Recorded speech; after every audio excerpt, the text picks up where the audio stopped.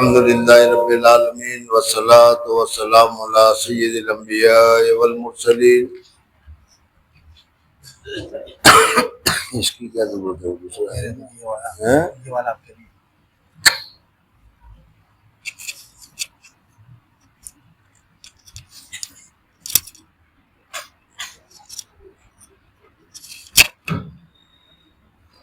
بسم اللہ الرحمن الرحیم، الحمد للہ رب العالمین والصلاة والسلام علی سید الانبیاء والمرسلین محمد وآلہ وصحبہ اجمعین، اما بعد۔ حضور اقدس صلی اللہ علیہ وسلم کی سیرت طیبہ کے حالات تمہارے سامنے چل رہے تھے، اور اسی وجہ سے میں نے کہا کہ موجودہ زمانے میں لوگ کہتے ہیں کہ مولود نہیں پڑھتے۔ مولود کے معنی آتا ہے حضور اقدس صلی اللہ علیہ وسلم کی پیدائش کے واقعات وغیرہ بتانا، واقعات وغیرہ ذکر کرنا۔ اس میں قصے کہانی یا اشعار کے ساتھ ہونا کوئی ضروری نہیں ہے، صحیح واقعات بیان کیے جا رہے ہیں، وہ سارے کے سارے مولود ہی ہے۔ تو گویا کہ ہم اثر سے لے کر مغرب تک حضور اقدس صلی اللہ علیہ وسلم کی ولادت، حضور اقدس صلی اللہ علیہ وسلم کی صفت وغیرہ کو بیان کر کے اللہ تبارک و تعالیٰ کی رضامندی کو حاصل کر رہے ہیں۔ کئی دنوں سے یہ سلسلہ چل رہا ہے۔ اس میں حضور اقدس صلی اللہ علیہ وسلم کی ابتدا سے، اور پھر اس کے بعد کیا ہے، حضور اقدس صلی اللہ علیہ وسلم کو اللہ تبارک و تعالیٰ نے سب سے پہلے پیدا کیا، انبیاء کی حالت کیا تھی، عالم ارواح کی حالت کیا تھی، یہ ساری چیزیں تمہارے سامنے ذکر کی گئی۔ اب اس کے بعد اللہ جل جلالہ اب حضور اقدس صلی اللہ علیہ وسلم کو باپ کے سل سے، پیٹ سے جب ماں کے رحم میں لے جا رہے ہیں، یعنی حضور صلی اللہ علیہ وسلم کی پیدائش کی تیاری اب ہو رہی ہے، اس وقت کیا کیا واقعات ہوئے، حضرت آمنہ رضی اللہ تعالیٰ عنہ کو اللہ جل جلالہ نے کیا کیا چیزیں دکھلائی بتلائی، اس کا تذکرہ آپ ہمارے سامنے ہو رہا ہے۔ پانچویں فصل آپ کے بعض برکات میں جب آپ بصورت حمل بطن مادر میں مستقر ہوئے۔ اور لاؤڈ کر دو تھوڑا سا جی۔ پہلی روایت آپ کی والدہ ماجدہ حضرت آمینہ بنت وہب سے روایت ہے کہ جب آپ حمل میں آئے تو ان کو خواب میں بشارت دی گئی کہ تم اس امت کے سردار کے ساتھ حاملہ ہوئی ہو۔ جب وہ پیدا ہو تو یوں کہنا وعیدہ بالواحد من شر کل حاسد، اور ان کا نام محمد رکھنا۔ اس حدیث میں یہ بتایا گیا کہ حضور اقدس صلی اللہ علیہ وسلم کو جب باپ کے پیٹ سے حضرت آمنہ رضی اللہ تعالیٰ عنہ کے رحم میں داخل ہوئے تو اس وقت اللہ جل جلالہ نے حضرت آمنہ کو ایک خواب بتلایا اور کہا کہ اس وقت تم حمل میں ہو، اور یہ حمل چھوٹا موٹا نہیں ہے بلکہ بہت ہی بڑی ذات ہے، بہت ہی بابرکت شخصیت ہے، بہت ہی بڑا رسول ہے، اور اللہ تبارک و تعالیٰ اپنا محبوب کو گویا کہ دنیا میں جو پیدا کرنا چاہ رہے ہیں وہ تمہارے رحمدانی میں پہنچا ہوا ہے، اور جب وہ پیدا ہو تو اس وقت یہ دعا کرنا کہ اللہ تبارک و تعالیٰ اس کی حفاظت فرمائے، حاسدوں کے سر سے حفاظت فرمائے وغیرہ۔ یہ پہلا خواب میں حضرت آمنہ کو بتلایا گیا جی۔ دوسری روایت نیز حمل رہنے کے وقت آپ کی والدہ ماجدہ نے ایک نور دیکھا جس سے شہر بصرہ علاقہ شام کے محل ان کو نظر آئے۔ فائدہ، اور یہ نور کا دیکھنا اس قصے کے علاوہ ہے جو عین ولادت کے وقت اسی طرح کا واقع ہوا۔ حضرت تھانوی رحمۃ اللہ علیہ فرماتے ہیں کہ دوسرا واقعہ یہ ہے کہ حضرت آمنہ رضی اللہ تعالیٰ عنہ حضور صلی اللہ علیہ وسلم کی والدہ محترمہ کو جب حمل ٹھہر گیا تو حمل ٹھہرنے کے وقت ایک تو خواب دیکھا، اور دوسرا یہ کہ اس وقت ایک نور دیکھا۔ مکہ مکرمہ میں تھی لیکن وہاں سے وہ ملک شام وغیرہ کے سارے علاقے اللہ تبارک و تعالیٰ نے ان کو دکھلا دیے گئے۔ حضرت تھانوی رحمۃ اللہ علیہ فرماتے ہیں کہ ایسا ہی واقعہ جب پیدا ہوا اس وقت بھی ہوا ہے، اور اس وقت ایران اور شام وغیرہ کے واقعات آئیں گے، آگے بتائیں گے۔ کہتے ہیں یہ واقعہ اس واقعے کے خلاف ہے، یعنی حضرت آمنہ رضی اللہ تعالیٰ عنہ کو اس وقت بتایا جا رہا ہے کہ اس وقت تمہارے پیٹ میں جو رحم ہے، تمہارے پیٹ میں جو ولد ہے، تمہارے پیٹ میں جو بچہ ہے، وہ بچہ کوئی چھوٹا موٹا بچہ نہیں بلکہ اللہ جل جلالہ نے بہت سی برکت والا اور بہت ہی اونچا پیدا کیا ہے جی۔ تیسری روایت، نیز آپ کی والدہ ماجدہ روایت کرتی ہے کہ میں نے کسی عورت کا کوئی حمل نہیں دیکھا جو آپ سے زیادہ سبک اور سہل ہو۔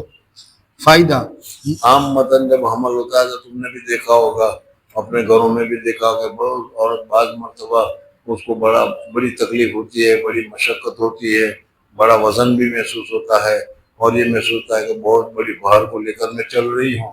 لیکن حضرت آمنہ رضی اللہ تعالیٰ نے فرماتی ہے کہ حضور اکرم صلی اللہ علیہ وسلم بدن میں رحمدانی میں پرورش پاتے رہے، لیکن مجھے کوئی بوجھ، کوئی پریشانی، کوئی الجھن، کوئی وزن یا کوئی ایسی تکلیف نہیں ہوئی کہ جس کی وجہ سے مجھے محسوس ہو کہ مجھے کچھ ہو رہا ہے جی۔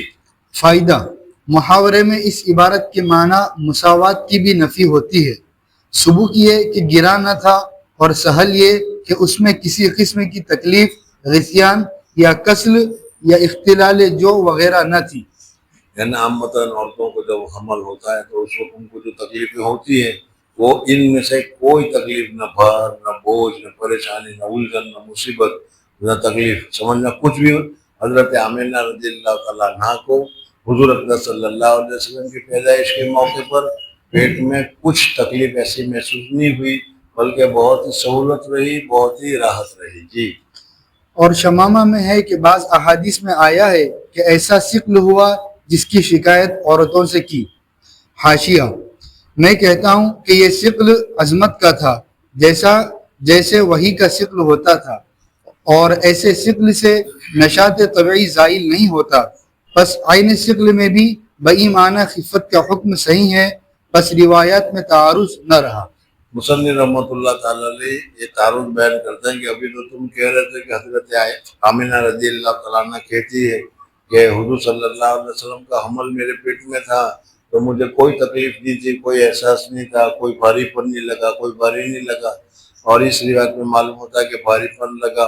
تو کہتے ہیں کہ اس میں فرق یہ ہے کہ ایک تو عورتیں محسوس کرتی ہے جب اس کے پیٹ میں حمل ہوتا ہے تو بوجھ محسوس کرتی ہے، یہاں حضور صلی اللہ علیہ وسلم کو یہ بوجھ نہیں محسوس ہوا، لیکن چونکہ بہت بڑی شخصیت ہے، بہت بڑی نورانیت ہے، اس وجہ سے ان کو وہ بوجھ اور وہ بڑا آدمی ہے، بڑی چیز ہے، اس قسم کا فکر محسوس ہوا جو اور دوسرے بچوں کی وجہ سے پیٹ میں وزن اور بھار وغیرہ نظر آتا ہے وہ نہیں ہوا جی۔ حافظ ابو نعیم نے کہا ثقل ابتدائے علوق یعنی حمل میں تھا، پھر وقت استمرار حمل کی خفت ہو گئی۔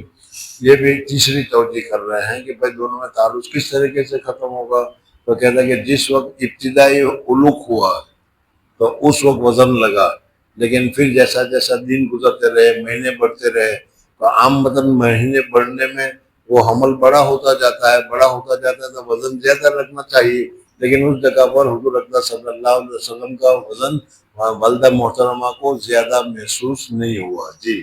ہر حال میں یہ حمل عادت معروف سے خارج تھا۔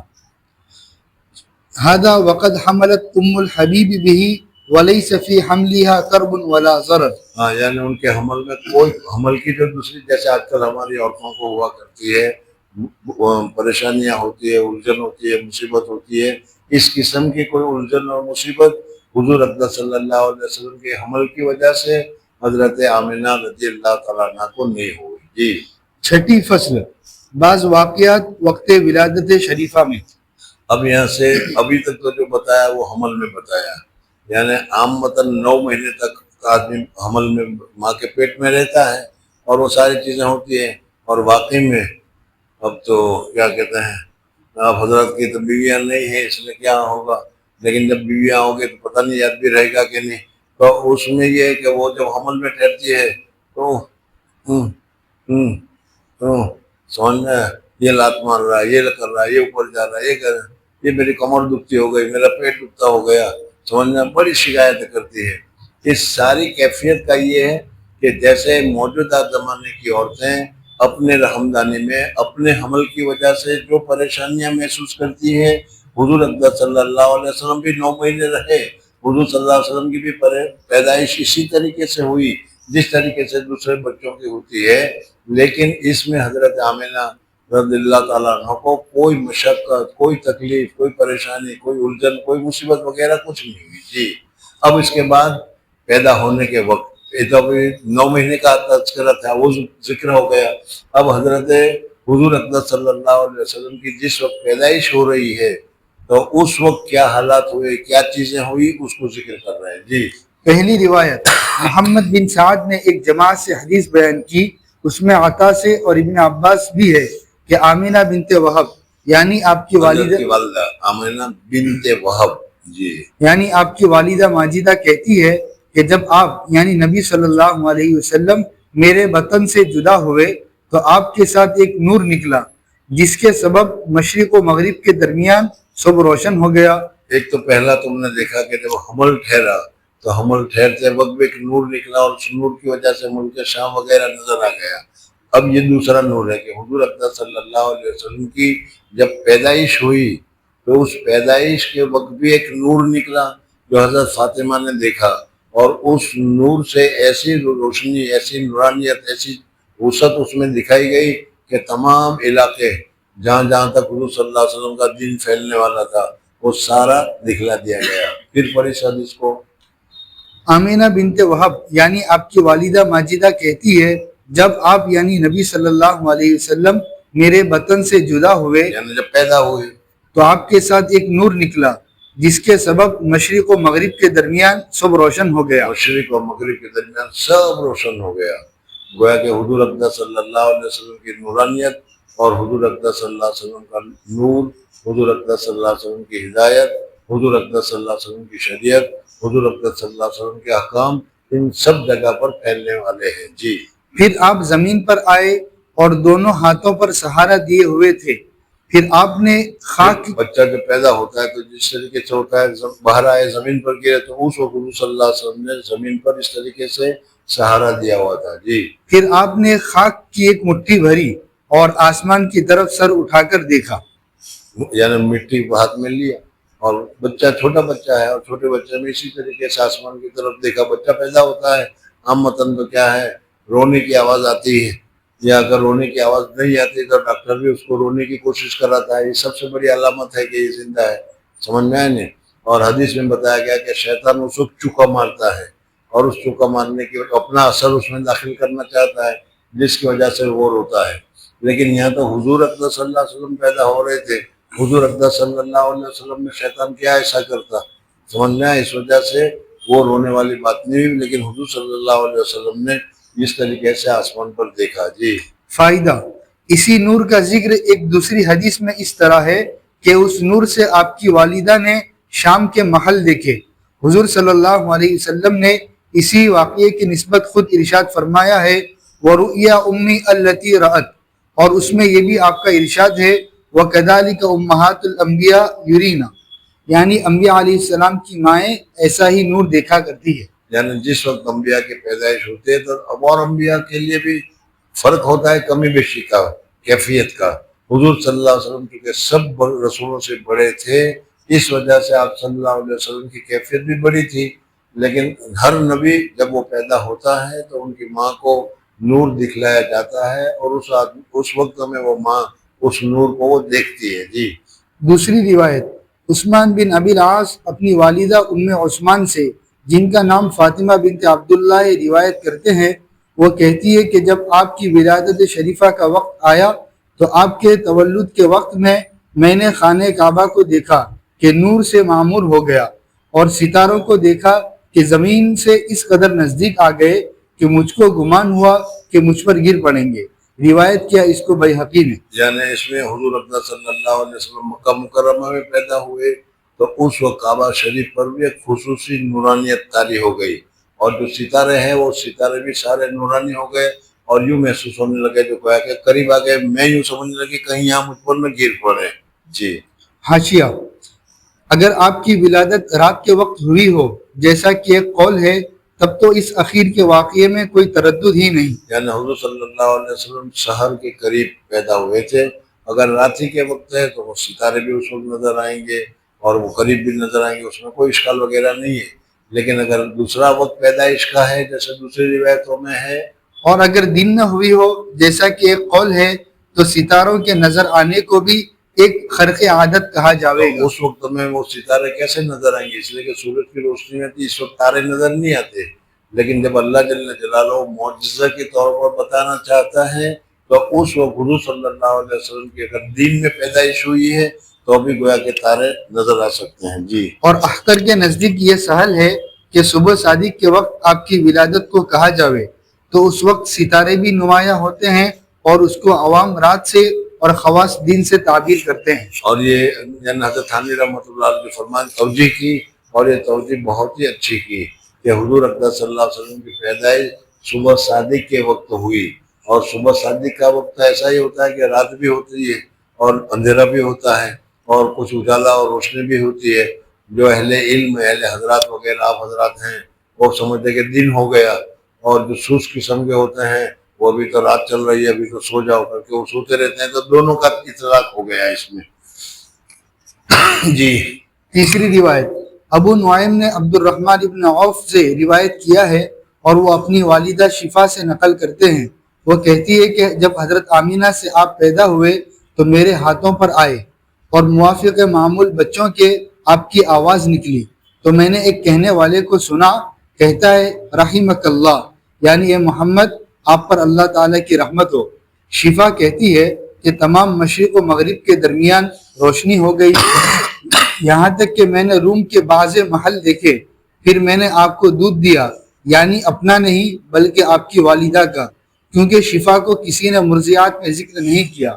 یعنی شفا جو عورت ہے وہ حضور صلی اللہ علیہ وسلم کی پیدائش کے وقت اس وقت وہاں پر موجود تھی، وہ خود اپنا تجربہ، اپنی دیکھی ہوئی چیز بیان کر رہی ہے کہ اس وقت نورانیت آئی اور نورانیت میں دیکھا اور حضور صلی اللہ علیہ وسلم نے کچھ کہا بھی، سمجھ میں، اور اس کے اوپر کسی نے کہا یا تو اللہ تبارک و تعالیٰ ہو یا فرشتہ نے ہو کہ انہوں نے بارک اللہ یا اس طریقے سے دعائی الفاظ کہے، سمجھ میں، تو یہ وہ فرماتے۔ پھر حضور صلی اللہ علیہ وسلم کو دودھ پلایا۔ اب یہ کہ حضور صلی اللہ علیہ وسلم کو کتنے لوگوں نے دودھ پلایا، حضور صلی اللہ علیہ وسلم نے کس کس کا دودھ پیا، تاریخ میں سب موجود ہے۔ جب سب موجود ہے تو یہ ضیاء کا تو کہیں تذکرہ نہیں آتا، حالانکہ یہ کہہ رہی کہ میں نے دودھ پلایا، اس کی توجہ کر رہے ہیں کہ اپنا نہیں پلایا، اگر اس نے اپنا پلایا ہوتا تو ضرور اس کا نام اس لیے کہ وہ رضائی ماں بن جاتی، لیکن وہ رضائی ماں نہیں ہے، لیکن کیا ہے انہوں نے اپنی والدہ کا دودھ، حضور صلی اللہ علیہ وسلم کو اپنی والدہ کا دودھ پلایا۔ جی، تھوڑی دیر بھی نہ گزری تھی کہ مجھ پر ایک تاریکی اور رعب اور لرزہ چھا گیا اور آپ میری نظر سے غائب ہو گئے، سو میں نے ایک کہنے والے کی آواز سنی کہ کہتا ہے کہ ان کو کہاں لے گئے تھے؟ جواب دینے والے نے کہا کہ مشرق کی طرف۔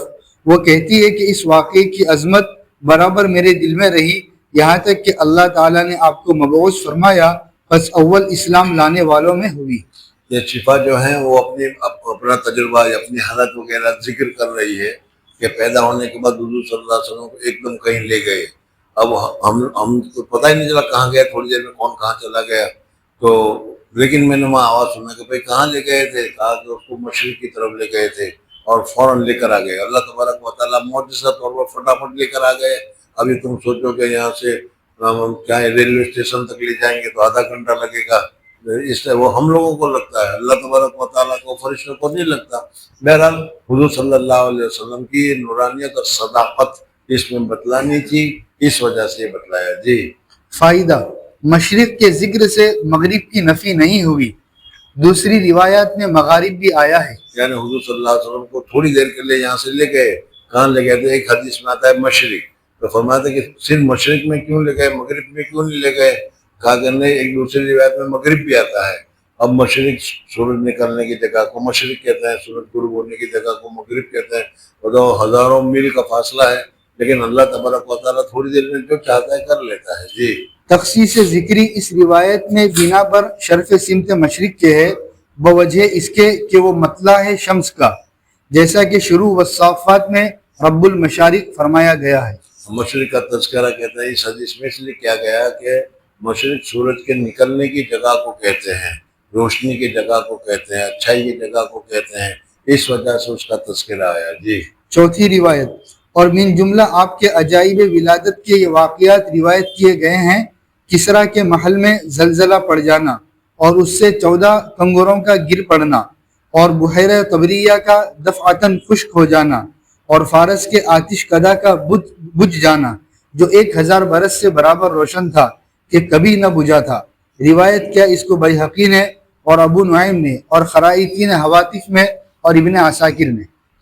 یہ جو واقعات ذکر کیے جا رہے ہیں یہ ہم نے بھی، آپ لوگوں نے بھی کثرت کے ساتھ سنے ہوں گے کہ مشہور چیزیں ہیں کہ حضور صلی اللہ علیہ وسلم کی جب پیدائش ہوئی تو اس وقت دنیا میں جتنے مذاہب چل رہے تھے باطلا، ان میں سے ایک مذہب چل رہا تھا ایرانین کا، مجوسیوں کا، رتن ٹاٹا جو بھی مرا اس کا، وہ پارسی تھا، پارسیوں کا عقیدہ یہ ہے کہ آگ کو 24 آگی کو وہ خدا ہی سمجھتے ہیں، اس وجہ سے آگ 24 گھنٹے جلتے رہنی چاہیے۔ آگ کا بجھ جانا یہ بہت ہی معیوب سمجھتے ہیں۔ ان کا جو معبد ہے، عبادت کرنے کی جگہ ہے، اس میں جس دن سے ان کا مذہب چلا تھا، یعنی حضور صلی اللہ علیہ وسلم کی تشریف آوری سے 1000 سال پہلے، اسو جرتشت نامی ایک آدمی تھا جو ان کا مانی تھا، تو اس نے اس وقت سے جو آگ جلائی تھی وہ مسلسل 1000 سال تک چلتی رہی، ایک سیکنڈ کے لیے بھی اس کو بجھنے نہیں دیا گیا۔ پھر وہاں سے جب حضرت عمر فاروق رضی اللہ تعالیٰ عنہ کا دور آیا اور اس وقت ایران پر مسلمانوں کا قبضہ ہو گیا، تو 2 جہاز بھر کے، 2 وہاں بھر کے ایران سے سمندر میں کچھ پارسی وہاں سے نکل کر بھاگے اپنی جان بچانے کے لیے، اپنا دین بچانے کے لیے، سمجھ میں، اور وہاں سے وہاں میں وہ کشتی میں وہ بیٹھے رہے ہوا کے ذریعے سے، اور وہ کشتی یہاں سنجان بندر ہے بلساڑ کے پاس، اڈواڑا سنجان وغیرہ۔ اڈواڑا سنجان جانتے ہو کہ نہیں؟ بہرحال اڈواڑا اور سنجان اس وقت میں وہ بندر ہوگا، تو اس وجہ سے وہ کشتی وہاں اتری۔ پھر اس کے بعد وہاں سے وہ گجرات میں اترے، پھر ان کے بہت لمبے قصے ہیں، ان کو سب کو چھوڑو۔ تو اس وقت وہ جو انگارے وہاں سے لے کر آئے تھے وہ انگارے یہاں جلائے، یہاں سے سنجان سے پھر آہستہ آہستہ وہ نوساری آئے، بلی مورا آئے، اور وہاں پر بھی انہوں نے اپنی مسجدیں جلائی، تو اس میں وہی انگارہ ابھی تک ان کے جلتے رہتے ہیں، وہی اس وقت کے۔ خیر بہرحال اب حضور صلی اللہ علیہ وسلم کی جب پیدائش ہوئی تو اس وقت جو اصل ان کا جو مقام ہوگا، اصل جو ان کی مسجد ہوگی، اصل جو ان کا مقام ہوگا، وہاں پر جو انگارے جل رہے تھے اچانک وہ انگارے بجھ گئے، اشارہ تھا کہ اب یہ دن ختم ہونے والا ہے، بجھنے والا ہے، اس وجہ سے وہ انگارہ بجھ گیا۔ یہ تو ہوا ایران میں۔ اور تم نے تاریخ میں سنا ہوگا خود حضور صلی اللہ علیہ وسلم کے زمانے میں بھی، اس زمانے میں 2 بڑے امپائر تھے، 2 بڑی تاریخ وہ سلطنتیں تھی، جیسے آج کل کیا ہے ہمارے یہاں بھی 2 بڑی سلطنتیں ہوتی ہے، اس کو کیا کہتے ہیں، اس کو کیا کہتے ہیں، سپر پاور آج۔ تو اس طریقے سے اس زمانے کے 2 سپر پاور تھے۔ ایک سپر پاور تھا ایرانیوں کا، ایران میں یہ سارے پارسی بستے تھے، لیکن اللہ تبارک و تعالیٰ کا قدرت ہے، اللہ تبارک و تعالیٰ کی طاقت ہے، کس وجہ سے وہ کبھی آیا تو بتائیں گے، ان کے نام و نشان مل گیا، معمولی سے چند 2000-3000 کے قریب پارسی رہ گئے، ہے نہیں زیادہ وہ۔ خیر، تو یہ سپر پاور ہے ایرانیت کی۔ دوسری سپر پاور تھی رومن امپائر، سمجھ میں آئے نا، رومنوں کی، رومن اٹلی والی جو جگہ ہے اس کو رومن کہتے ہیں، تمہاری سونیا گاندھی جہاں کی ہے، سمجھ میں، اس وقت وہاں کی حکومت سب سے بڑی تھی۔ اب وہ جو ان کا جو محل تھا بادشاہ کا جو ہوگا وہ اٹلی میں، تو جس وقت حضور صلی اللہ علیہ وسلم کی تشریف آوری ہوئی، ان کا تو وہ آگ انگارہ بجھ گیا، اور ان کا جو بڑا محل تھا اس بڑے محل کے جو چھوٹے کنگرے ہوتے ہیں کہ نہیں، جیسے وہ بڑے بڑے اس کے بنائے جاتے ہیں، وہ کنگروں میں سے کچھ کنگرے گر گئے. جی. پانچویں روایت فتح الباری میں پھر اس روایت کو پڑھ تاکہ یاد رہ جائے. چوتھی روایت اور من جملہ آپ کے عجائب ولادت کے یہ واقعات روایت کیے گئے ہیں. کسرا کے محل میں زلزلہ پڑ جانا. کسرا اور قیصر. کسرا کہتے ہیں ایرانی امپائر کے بادشاہ کو، جیسے ہمارے یہاں بادشاہ کو راجا کہا جاتا ہے، انگریزی میں بادشاہ کو کنگ کہا جاتا ہے، اس طریقے سے ایرانی حضرات اپنے بادشاہ کو کسرا کہتے ہیں. اور عرب حضرات وہ کیا کہتے ہیں، رومن امپائر والے حضرات جو ہیں اپنے بڑے بادشاہ کو قیصر کہتے ہیں. اور قیصر کے ماننے آتے چیر پھاڑ کرنے کے، کیونکہ ان کا کوئی بڑا بادشاہ ہوگا پہلے، تو اس کی والدہ مر گئی اور وہ ان کے پیٹ میں تھے، اس وجہ سے ان کے پیٹ کا آپریشن کیا گیا اور پیٹ میں سے آپریشن کر کے اس بادشاہ کو نکالا گیا. اس کو وہ فخر سمجھ رہے کہ ہمارا بادشاہ وہ ہے تو آپریشن کر کے لیا گیا، اس وجہ سے اس کو وہ کسرا کہتے ہیں. کسرا کے معنی آتے کاٹا ہوا. جی. کسرا کے محل میں زلزلہ پڑ جانا. کسرا کے محل میں زلزلہ پڑ گیا اور وہ سپر پاور تھی اس زمانے کی، اور رہی حضرت عمر کے زمانے تک. حضرت عمر کے زمانے میں حضرت خالد ابن ولید جنگ یرموک ہوئی تھی، اس میں وہ سارے کے سارے ختم ہوئے. ایرانی بھی سپر پاور تھی. حضرت عمر کے زمانے میں کیا ہے، صحابہ کرام رضوان اللہ تعالیٰ علیہ، میں نے کتاب ہے الفاروق، اردو میں ملتی ہے، سمجھ میں آیا نہیں، کتب خانہ میں ملتی ہے کہ ہو سکتا ہے تمہارے انجمن میں بھی ہو. اس میں ایران میں صحابہ کرام رضوان اللہ تعالیٰ علیہ اجمعین نے کیسے فتح کیا، کیسے حملہ کیا، اور کس طریقے سے انہوں نے ایران کو فتح کیا اور فارسیوں کو ختم کیا. فارسیوں میں بھی بڑے بڑے بہادر تھے، ان سب کو ختم کس طریقے سے، پوری تفصیل اس میں لکھی ہوئی ہے. سمجھنا نا، ایسی کتابیں پڑھنی چاہیے. تم لوگ ایسی کتابوں کو جانتے بھی نہیں، پڑھتے بھی نہیں. الفاروق نامی کتابیں اردو میں وہ پڑھ لینا. جی. اور بحیرہ طبریہ کا دفاتر. بحر طبریہ ایک بحر ہے، سمندر کا چھوٹا سا حصہ ہے، اس کا سارا پانی خشک ہو گیا. جی. اور فارس کے آتش کدہ کا. فارس ایران والے کا آتش کدہ، وہ آگ جلانے کا جو ان کی جگہ ہوتی ہے، وہ جو 1000 برس سے برابر روشن تھا، ایک سیکنڈ کے لیے بھی آگ کو بجھنے نہیں دیتے یہ. جی. کبھی بجھا نہ تھا.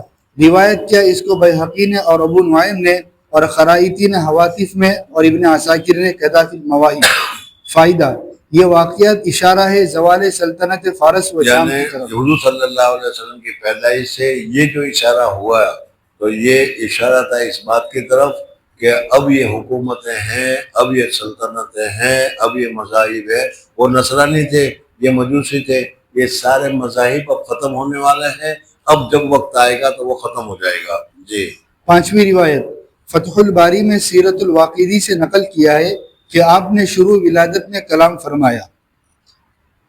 چھٹی روایت بیہقی اور ابو نعیم نے حضرت حسان بن ثابت رضی اللہ تعالیٰ عنہ سے نقل کیا ہے کہ میں 7-8 برس کا تھا اور دیکھی سنی بات کو سمجھتا تھا.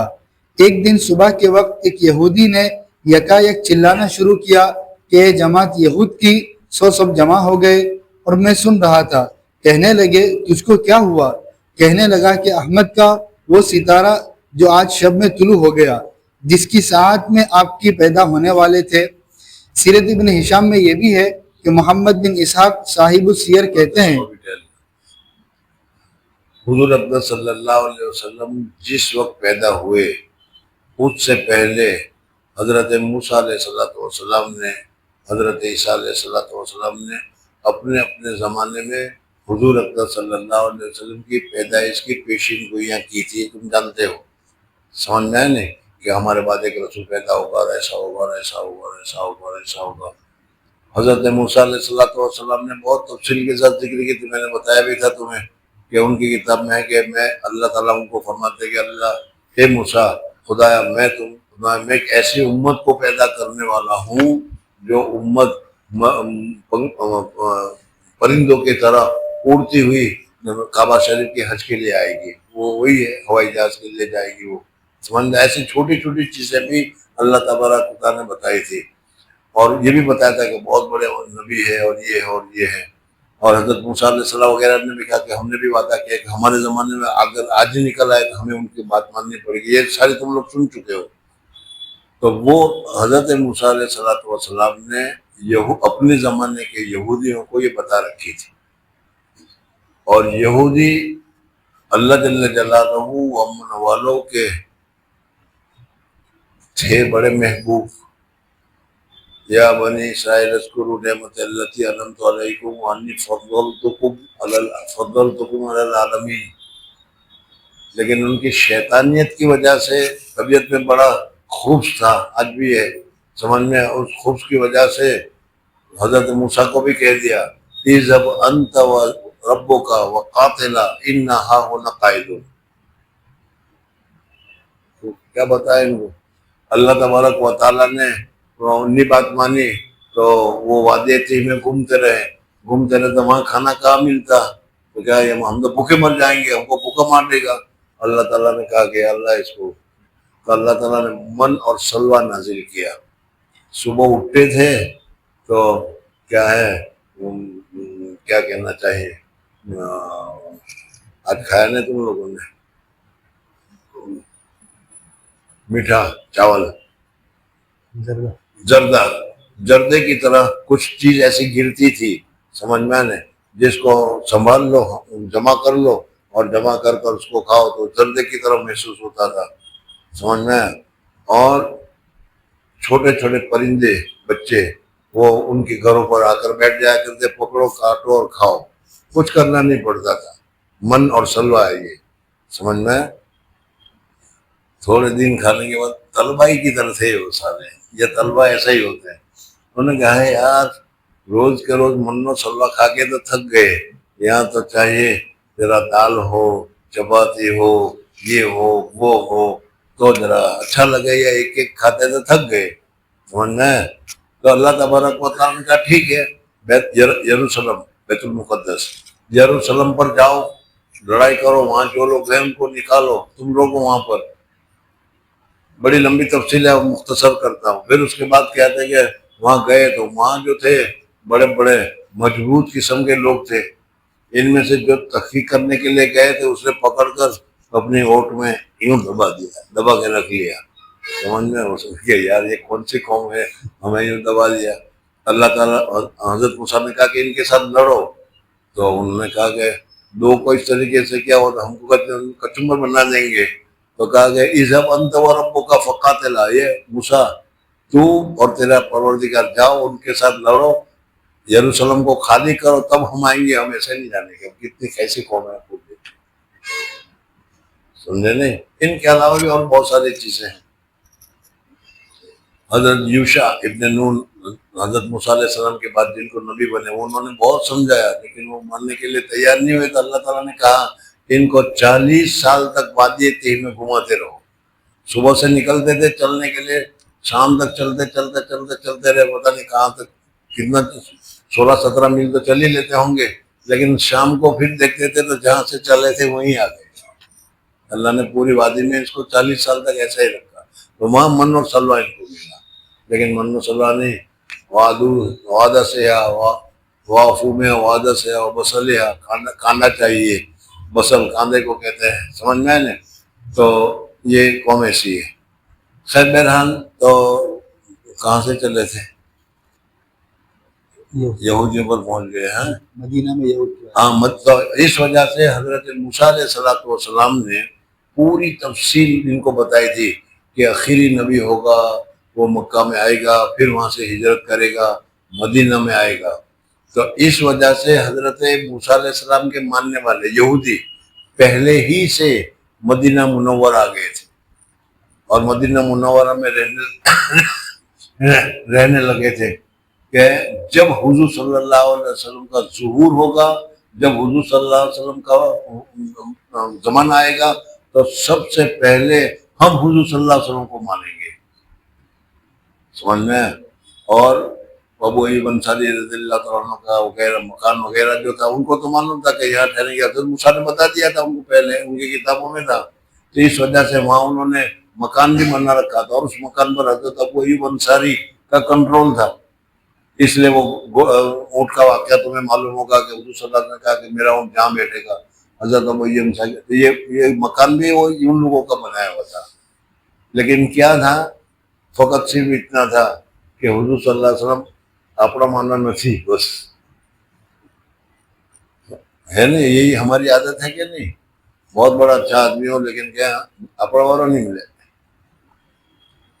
तो वो ये समझते थे कि अल्लाह ताला ने हजरत ईसा अलैहिस्सलाम तक सारे अंबिया सारे रसूलों को यहूदियों में पैदा किया है, इसलिए इतना बड़ा रसूल जो होगा वो भी अल्लाह ताला यहूदियों में पैदा करेगा।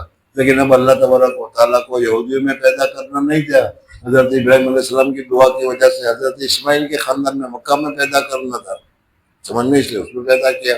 अब जब इनको मालूम हुआ कि ये तो यहूदी नहीं है, बस यहूदी नहीं है, तो फिर मुखालिफ हो गए। और मुखालिफ हुए तो ऐसे मुखालिफ हुए कि आज तक तुम देखते चले जा रहे हो। समझ में आ गया।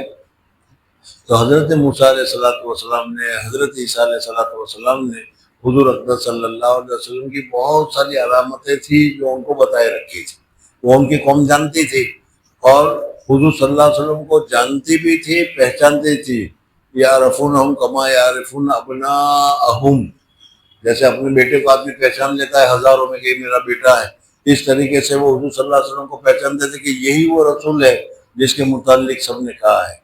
लेकिन अपना और नहीं, बस ये अपना नहीं है। ये देखो कितना बड़ा मर्ज है, समझ में आया नहीं। तो हुजूर अकबर सल्लल्लाहु अलैहि वसल्लम उन्होंने इनकार कर दिया। जी।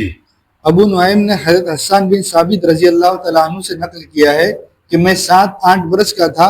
हजरत हसन इब्न साबित ये हुजूर अकबर सल्लल्लाहु अलैहि वसल्लम के सहाबी हैं, बाद में वो हुजूर सल्लल्लाहु अलैहि वसल्लम पर ईमान ले आए। और वो जमाना अशार का था, बड़ी बड़ी बेहतरीन से बेहतरीन अशार कहने वाले लोग हुआ करते थे।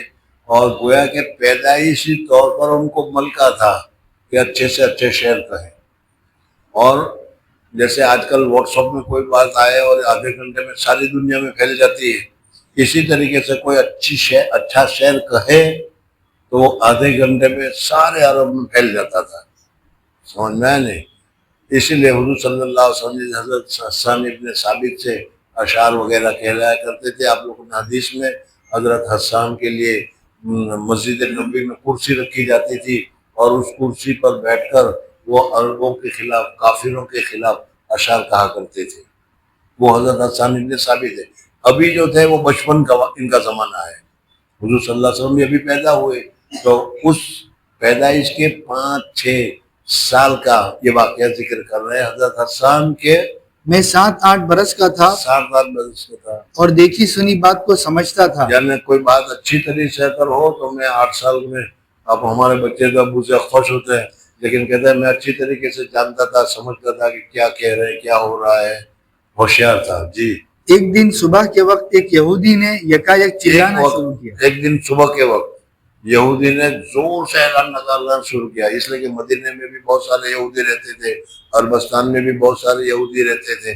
तो ये कि यहूदी जो होगा माहिर होगा, वो क्या है ज्योतिष वगैरह का जानने वाला होगा, तो उसने कहना शुरू किया, अरे क्या कर रहे हो, अरबों को जिताने वाला, अरबों को कामयाब करने वाला जो आने वाला था यानी हुजूर सल्लल्लाहु अलैहि वसल्लम, वो आ गए।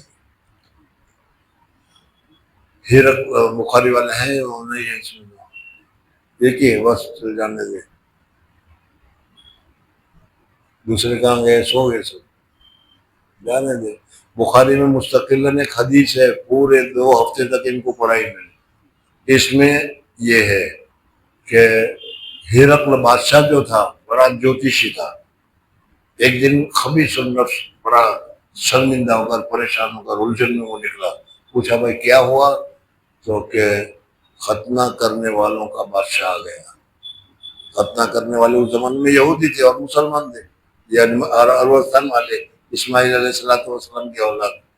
और उसने सारी चीजें उसने भी यही बताया कि उसने ज्योतिषी में देखा और ज्योतिषी में देखकर उसने बताया। खैर, तो इस तरीके से इस यहूदी ने भी देखकर बताया होगा कि हुजूर अकबर सल्लल्लाहु अलैहि वसल्लम की पैदाइश दुनिया में हो गई। जी। ए जमात यहूद की, ए जमात यहूद, तुम जिसको तो सोच रहे थे, तुम जिसका इंतजार कर रहे थे, वो अरबों में चला गया, तुम्हारे पास नहीं आया, खत्म हो गया वो मसला। जी। सब जमा हो गए और मैं सुन रहा था, कहने लगे तुझको क्या हुआ। کہنے لگا کہ احمد کا وہ ستارہ آج شب میں طلوع ہو گیا جس کی ساعت میں آپ پیدا ہونے والے تھے۔ یعنی جس ساعت میں آپ کا پیدا ہونا تھا اسی طرح طلوع ہو گیا، یعنی حضور اکرم صلی اللہ علیہ وسلم کی دنیا میں پیدائش ہو گئی۔ جی سیرت ابن ہشام میں یہ بھی ہے کہ محمد بن اسحاق صاحب السیر کہتے ہیں کہ میں نے محمد ابن اسحاق ایک بہت بڑے تاریخی مسلمان ہے، ابن اسحاق، محمد اسحاق اس کا نام ہے، وہ کیا کہتے ہیں؟ جی میں نے سعید بن عبد الرحمن بن حسان بن ثابت سے پوچھا کہ جب حضور صلی اللہ علیہ وسلم مدینہ طیبہ تشریف لائے تو حسان بن ثابت کی عمر کیا تھی؟ انہوں نے کہا کہ 60 سال کی تھی اور حضور 53 سال کی عمر میں تشریف لائے، تو اس حساب سے حسان بن ثابت حضور صلی اللہ علیہ وسلم سے 7 سال عمر میں زیادہ ہوئے، تو انہوں نے یہ مقولہ یہودی 7 سال عمر بڑی تھی اور 7 سال کے بعد دیکھا تو جب حضور صلی اللہ علیہ وسلم پیدا ہوئے اس وقت یہودیوں نے کہہ دیا، اس نے جوتش نے کہہ دیا ہوگا جوتش سے کہ حضور صلی اللہ علیہ وسلم پیدا ہو گئے، یہ حضرت حسان نے سنا۔ جی انہوں نے یہ مقولہ یہودی کا 7 سال کی عمر میں سنا۔ 7ویں روایت حضرت عائشہ رضی اللہ تعالی عنہا سے مروی ہے کہ ایک یہودی مکہ میں آ رہا تھا، سو جس شب میں حضور صلی اللہ علیہ وسلم پیدا ہوئے اس نے کہا، ایک گروہ قریش، کیا تم میں آج کی شب کوئی بچہ پیدا ہوا ہے؟ بہت ہی عجیب واقعہ، یہ تو حضور صلی اللہ علیہ وسلم کے واقعات ہیں اور بالکل صحیح واقعات ہیں، لیکن آج بھی اس قسم کے واقعات ہیں، لیکن کیا کریں ہم لوگوں کو تو اس قسم کے واقعات کو نہ سننے کا موقع ہے، نہ سمجھنے کا موقع ہے، نہ پڑھنے کا موقع ہے۔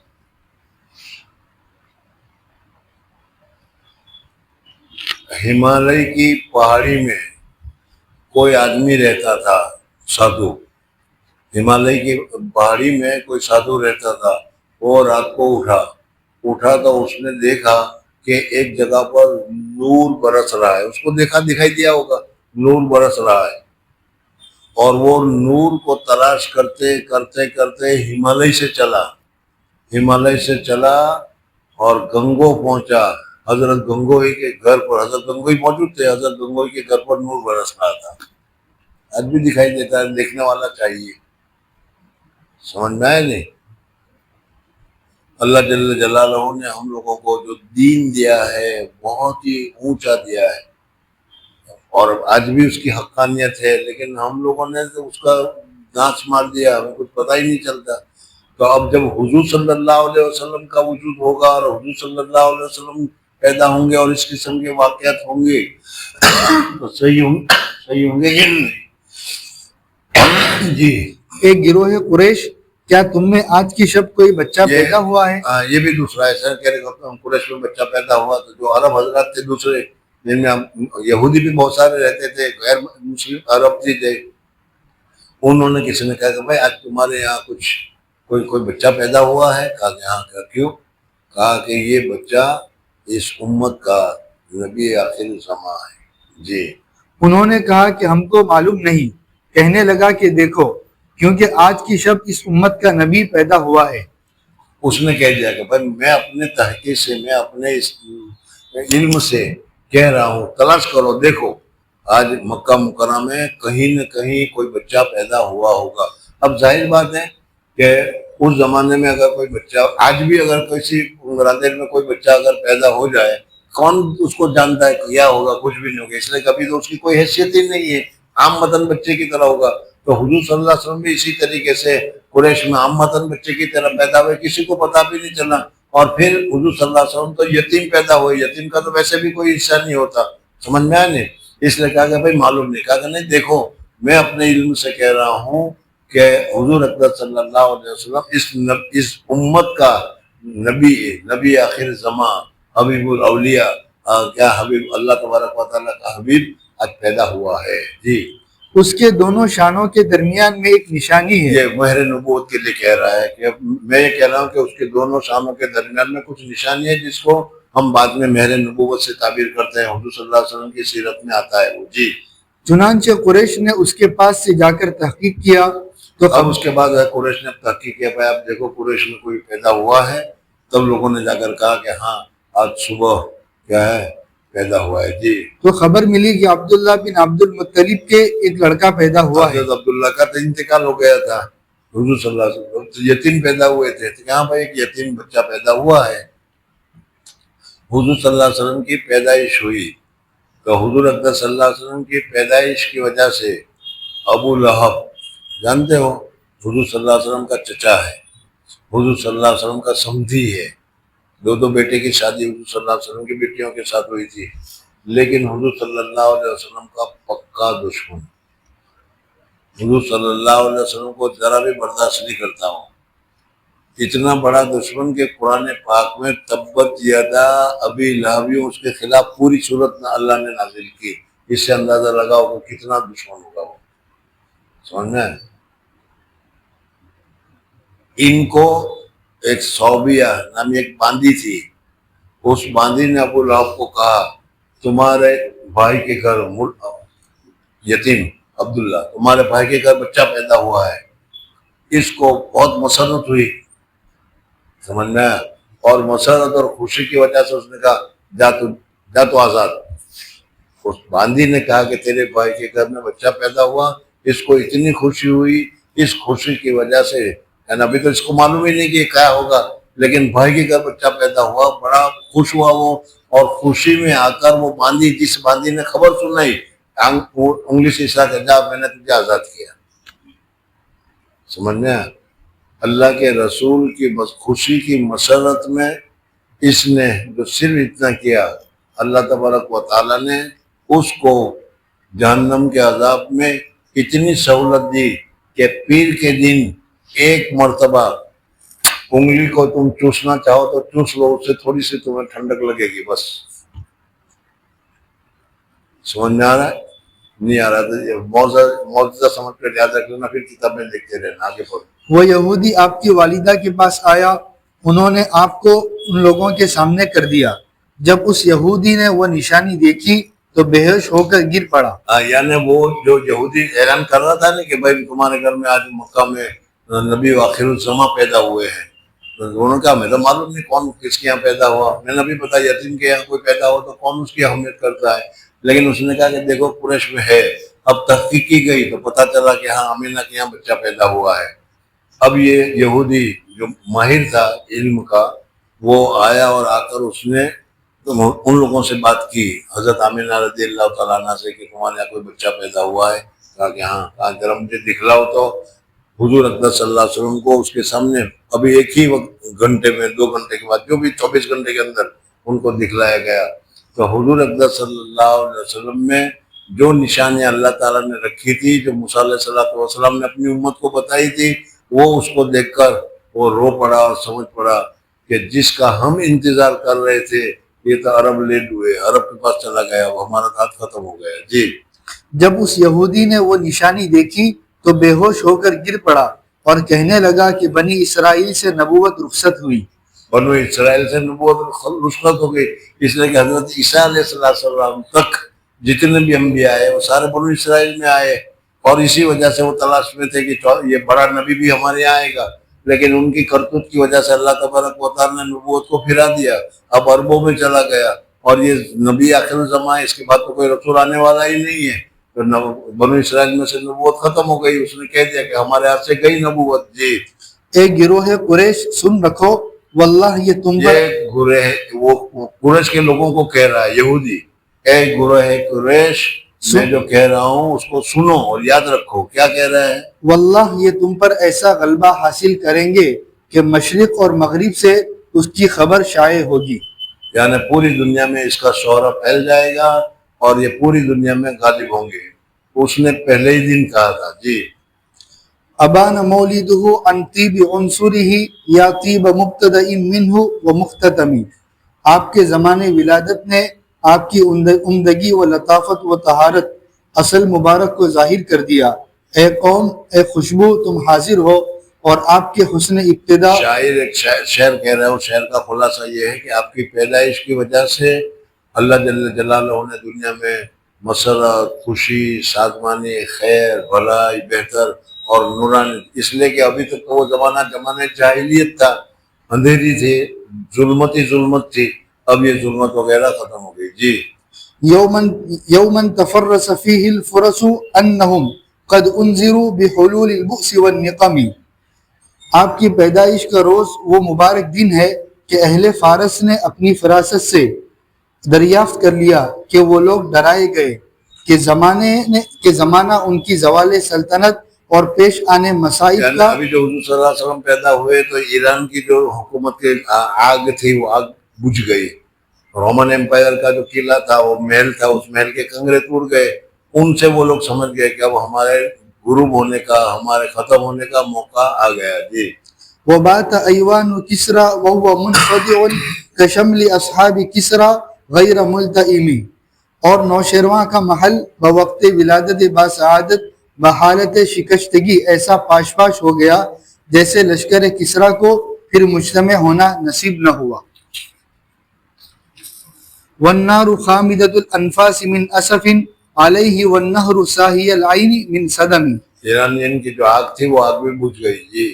آتش مجوس بسبب افسوس کے سرد ہو گئی، اور نہر فرات ایسی حیراں اور بے خود ہوئی کہ اپنا بہاؤ چھوڑ کر ساوا کے کھالے میں جا پڑی. حضور صلی اللہ علیہ وسلم کی تاریخ میں بعد میں شاعروں نے جو اشعار کہے ہیں وہ اشعار اور اس کے ترجمہ تمہارے سامنے آ رہے ہیں. جی. وسا ساوت انغازت بحیرتها ورد واردها بالغیث حین زمیا، اور اہل ساوا کو اس امر نے غمگین کیا کہ اس کے دریچہ کا پانی خشک ہو گیا اور اس کے دریا کا پانی خشک ہو گیا، اور اس کے گھاٹ پر آنے والا جبکہ تشنا ہوا غمگین ہوا. کأن بالنار ما بالماء من بلل حزنا وبالنار ما بالماء من ضرم، گویا آگ کو وہ کیفیت تری حاصل ہو گئی جو پانی میں ہوتی ہے بسبب رنج کے، اور پانی کو وہ خاصہ اتحاب حاصل ہو گیا جو آگ میں تھا. والجن تہتف والانوار ساطعۃ والحق یظہر من معنی ومن کلم، اور جنات ظہور حضور کی آوازیں کر رہے اور انوار حضرت کے ظاہر و باہر ہو رہے، اور حق ظاہر ہو رہا ہے امور باطنیہ سے اور امور ظاہریہ سے. یعنی حضور صلی اللہ علیہ وسلم کی تشریف آوری سے ہر جگہ اب رونما ہونے لگا، فرق محسوس ہونے لگا. یہ شیطان جو تھے وہ جب چاہتے تھے جس طرح چاہتے تھے سیدھے آسمان پر چلے جایا کرتے تھے، اور آسمان میں فرشتے جو بات چیت کرتے ہیں وہ سارے سن لیتے تھے، اور سن لینے کے بعد اپنے اپنے جو ان کے معتقد یا اپنے آج کل کے اصطلاح میں ان کو موکل جن کے تابع ہوتے تھے، سمجھ میں نا، وہ اپنے موکل کو بتا دیا کرتے تھے کہ اوپر یہ بات ہو رہی ہے، اور موکل پھر وہ خوشخبری سنایا کرتے تھے. لیکن اب حضور صلی اللہ علیہ وسلم کی تشریف آوری کے بعد اللہ تعالیٰ نے سب بند کر دیا. جی. عمو وسمو فاعلان البشائر لم تسمع وبارق الانذار لم تشمی، منکرین اندھے ہو گئے اور بہرے ہو گئے، سو اظہار بشارت نہ سنا گیا اور برق تخویف نہ دیکھی گئی. یعنی وہ سب اندھے ہو گئے حضور صلی اللہ علیہ وسلم کی تشریف آوری سے. جو دشمنان حضور تھے ان کو خوشی نہیں ہوئی، ان کو ناراضگی ہوئی، ان کو اچھا یا کچھ دکھائی نہیں دیتا. وہ حضور صلی اللہ علیہ وسلم کی برکات کو دیکھ نہیں سکتے، بلکہ حضور صلی اللہ علیہ وسلم کی برکات سے وہ اندھے ہو گئے. جی. من بعد ما اخبر الاقوام کاہنهم بان دینهم المعوج لم یقم، اس امر کے بعد ہوا کہ ان کے کاہن نے تمام اقوام کو یہ خبر دے دی تھی کہ ان کا ناراست و کج دین آئندہ قائم نہیں رہے گا. یعنی جو ان کے موکلین تھے ان سارے موکلین نے بتا دیا تھا کہ اب تمہارا اثر ختم ہو جائے گا، کفر شرک ختم ہو جائے گا، تمہاری بادشاہت ختم ہو جائے گی، تمہاری حکومت ختم ہو جائے گی، اور حضور صلی اللہ علیہ وسلم کا اثر پوری دنیا میں پھیل جائے گا. جی. وبعد ما آینوا من الافق من شہب منقضۃ وفد ما فی الارض من صنم، بعد دیکھنے شعلہائے آتش کے اطراف آسمان میں جو جنات پر مارے جاتے تھے. جناتوں کے اوپر پہلے تو وہ آسمان پر چلے جایا کرتے تھے، کوئی پابندی نہیں تھی، پھر پابندی لگا دی کہ اب آ نہیں سکتے. لیکن جو شیطان ہوتے ہیں وہ شیطانی کرنے سے تو بھولتے نہیں. مدرسہ والے بہت سارے اصول اور قوانین بناتے ہیں، لیکن ہے نہیں. تو اسی طریقے سے شیاطین قسم کے ہوتے ہیں، وہ آسمان پر گھس جاتے تھے. تو اللہ تبارک و تعالیٰ نے ان کے لیے جہنم کے انگارے رکھے تھے. فرشتوں کو کہا کہ جہاں بھی پھر شیطان نظر آئے، جنات نظر آئے، مارو اس کو. وہ وہاں سے مارتے تھے. یہ جو ستارے ٹوٹتے ہوئے نظر آتے ہیں وہ یہ ہے جو شیطانوں کو مارے جاتے ہیں. جی. مثل اوندے منہ کے زمین پر گرنے کے. یا ربی صلی وسلم دائما ابدا علی حبیبک خیر الخلق کلہم. پھر کون سی فصل ہے؟ ساتویں فصل. بولو. 7ویں فصل یوم ماہ سن وقت مکان ولادت شریفہ میں. اب حضور اکرم صلی اللہ علیہ وسلم کے اب تک ولادت سے پہلے کے سارے واقعات تمہارے سامنے آ گئے، حتیٰ کہ والدہ کے پیٹ میں پہنچے تو کیا ہوا، والدہ کے پیٹ میں 9 مہینے میں کیا ہوا، پھر والدہ کے پیٹ میں 9 مہینے کے بعد پیدا ہوئے تو کیا ہوا. سمجھ میں آئے نہیں؟ ابھی حضور صلی اللہ علیہ وسلم کے پیدائش گویا کہ ہو گئی. اب آئندہ سنیچر کے دن انشاءاللہ، سنیچر کے دن حضور صلی اللہ علیہ وسلم کون سے دن پیدا ہوئے، کس مہینے میں پیدا ہوئے. ظاہر بات ہے کہ بڑے سے بڑا آدمی کیوں نہ ہو، سمجھ میں آیا؟ پیدا ہوتے وقت تو اس کی کوئی حیثیت ہوتی نہیں، اس وجہ سے اس کی پیدائش تاریخ وغیرہ کوئی حفظ نہیں رکھتا، بعد میں سب تحقیقات وغیرہ ہوتی ہے. اب یہاں حضور اکرم صلی اللہ علیہ وسلم کی پیدائش وغیرہ کی ساری تفصیل تمہارے سامنے سنیچر کو آئے گی انشاءاللہ. اللہ جل جلالہ ومن والہ ہم کو حضور اکرم صلی اللہ علیہ وسلم کی صحیح قدر کرنے کی توفیق عطا فرمائے. بزرگوں اور دوستوں، واقعی میں آگے بھی دیکھو گے تو خود بھی پتہ چلے گا کہ حضور اکرم صلی اللہ علیہ وسلم کا جو مقام ہے، حضور صلی اللہ علیہ وسلم کی جو درجہ ہے، حضور اکرم صلی اللہ علیہ وسلم کی جو قدر کرنی چاہیے، حضور اکرم صلی اللہ علیہ وسلم کا جو احترام کرنا چاہیے، حضور اکرم صلی اللہ علیہ وسلم کو جو ہمیں دل سے محبت کرنی چاہیے. لا یؤمن احدکم، حضرت عمر کا واقعہ میں نے بتایا تھا. تو یہ سارے واقعات ہمیں بتاتے ہیں کہ واقعی ہم بہت ہی پچھڑے ہوئے ہیں. اس وجہ سے زیادہ حضور اکرم صلی اللہ علیہ وسلم کی سنتوں کو تلاش کر کے اس پر عمل کرنا شروع کرو. مسجد میں داخل ہونے کا سنت طریقہ کیا ہے، جوتا پہننے کا سنت طریقہ کیا ہے، غسل کرنے کا سنت طریقہ کیا ہے. آسان سی چیزیں ہیں، لیکن ہم اس پر بھی عمل نہیں کرتے. سمجھ میں آہستہ عمل کرنا شروع کر دو، انشاءاللہ اللہ جل جلالہ برکت عطا فرمائے گا اور حضور صلی اللہ علیہ وسلم کی سنتوں کا ہمیں عاشق بنا دے گا اور حضور صلی اللہ علیہ وسلم کے سچے بندوں میں ہمیں شامل فرمائے گا. سبحان اللہ، سبحان اللہ و بحمدہ، سبحانک اللہم و بحمدک، نشہد ان لا الہ الا انت نستغفرک و نتوب الیک. مغرب کا وقت ہے، تو گھر پہنچو.